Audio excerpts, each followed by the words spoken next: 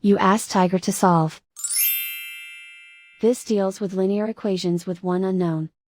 The final result is y equals 8. Let's solve it step by step. Swap sides.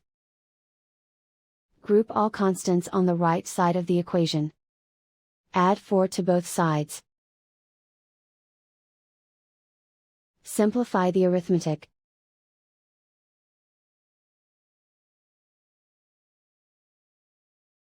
Isolate the y. Divide both sides by 2. Simplify the fraction. Find the greatest common factor of the numerator and denominator.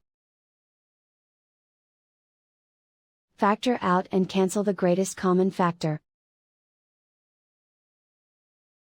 And so the final result is y equals 8.